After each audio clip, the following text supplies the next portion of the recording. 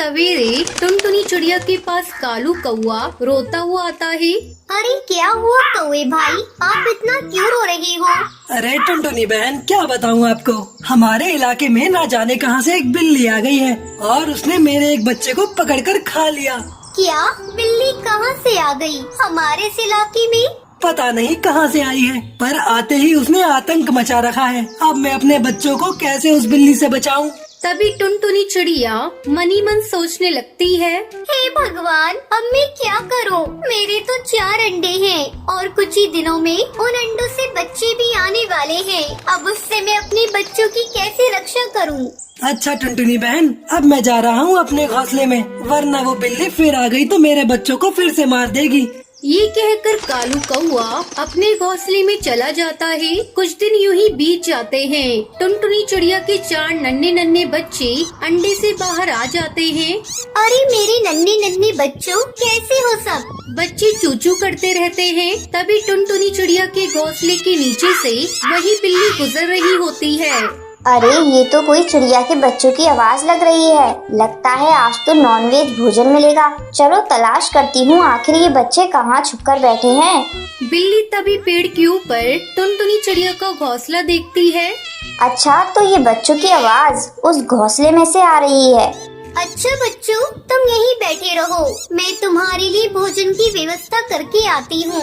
घोंसले से बाहर मत निकलना। टुनटुनी चिड़िया के बच्चे चूचू करते रहते हैं और टुनटुनी चिड़िया उड़ते हुए अपने घोंसले से चली जाती है। तभी बिल्ली की नजर टुनटुनी चिड़िया पर पड़ती है।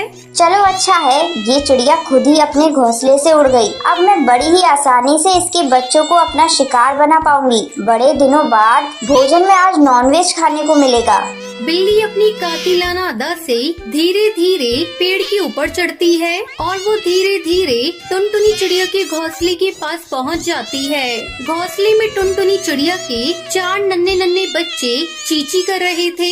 अरे वाह, ये तो कितने मुलायम मुलायम बच्चे हैं। इनका स्वाद तो बड़ा ही मजेदार रहेगा। चलो अब अपनी भूख की शिद्दत को मिटाती हूँ और इन नन्हे नन्हे बच्चों को अपना भोजन बनाती हूँ। बिल्ली जैसे ही टुनटुनी चिड़िया के बच्चों के पास जाती है, तभी कालू कौवे की नजर बिल्ली पर पड़ती है। अरे अरे, ये तो वही राक्षस बिल्ली है जिसने मेरे बच्चों को पकड़कर खा लिया था। अब तो ये टुनटुनी चिड़िया के घोंसले के पास आ गई है, उसके बच्चों को खाने के लिए जा रही है। मुझे कैसे भी करके टुनटुनी चिड़िया के नन्हे नन्हे बच्चों की सहायता करनी होगी। कालू कौवा उड़ता हुआ तेजी से टुनटुनी चिड़िया के घोंसले के पास जाता है। ये क्या कर रही हो बिल्ली? तुमने मेरे एक बेटे को तो जान से मार ही दिया, अब क्या इन मासूम नन्हे नन्हे बच्चों को भी अपना शिकार बना रही हो? इतने नन्हे नन्हे बच्चों को खाने का मजा ही कुछ और होता है।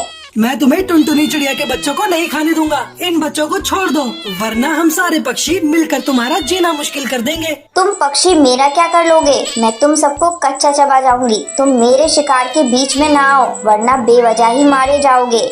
बिल्ली जैसे ही टुनटुनी चिड़िया के बच्चों को पकड़ने के लिए हमला करती है, तभी कालू कौवा उसे जोरदार चोंच मारता है, जिसकी वजह से बिल्ली पेड़ से सीधा जमीन पर गिर जाती है। ओह, अरे इस कौवे ने तो मेरी पूरी हड्डी पसली तोड़ दी। अरे बिल्ली, अगर तुम अपनी जान की सलामती चाहती हो तो सीधी तरह से यहाँ से चली जाओ। अगर तुमने हमारे बच्चों की ओर दोबारा मुड़कर भी देखा तो हम तुम्हारा वो हश्र करेंगे कि तुम जीवन भर याद रखोगी। तुमने ये सही नहीं किया कालू कौवे, तुम्हें इसका बहुत बुरा अंजाम भुगतना होगा। इस बार तो मैं जा रही हूँ, पर अगली बार जब लौट के आऊंगी तब तुम्हारे सारे बच्चों को अपना शिकार बनाकर ही वापस जाऊंगी। बिल्ली, ये हम पक्षियों की संतान हैं। हम अपनी संतान पर कोई भी आंच नहीं आने देंगे। चाहे सामने इस जहाँ का सबसे खतरनाक राक्षस भी क्यों ना हो, हम उसका भी सामना कर लेंगे। बिल्ली लड़खड़ाती हुई वहाँ से चली जाती है। कुछ समय बाद टुनटुनी चिड़िया अपने घोंसले में वापस आती है। बच्चों को हड़बड़ाता हुआ देखकर टुनटुनी चिड़िया घबरा जाती है। क्या हुआ बच्चों, तुम इतने घबराए हुए क्यों हो? कोई आया था क्या? तभी कालू कौवा टुनटुनी चिड़िया के पास आता है और उसको सारी बात विस्तार से बताता है। ये सुनकर टुनटुनी चिड़िया बहुत घबरा जाती है। बच्चों, उस बिल्ली ने तुम्हें कुछ किया तो नहीं है ना? नहीं चिड़िया बहन, मैंने उस बिल्ली को बहुत अच्छी तरीके से मजा चखा दिया है। अब वह दोबारा यहाँ आने की हिम्मत नहीं करेगी। पर कौवे भाई, हमें और सावधान रहना होगा। वो बिल्ली किसी भी वक्त हमारे नन्हे नन्हे मासूम बच्चों पर हमला कर सकती है।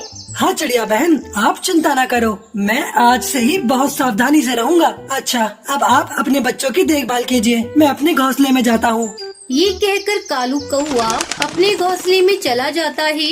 यूं ही रात हो जाती है। सारे पक्षी अपने अपने घोंसले में अपने अपने बच्चों के साथ विश्राम कर रहे। हेलो, अगर मेरी कहानी आप लोग की अच्छी लगी हो तो मेरे चैनल को सब्सक्राइब करें, ज़्यादा से ज़्यादा शेयर करें और कमेंट करें। आप लोग के लिए ऐसी ही अच्छी अच्छी कहानियाँ लाती रहूँगी।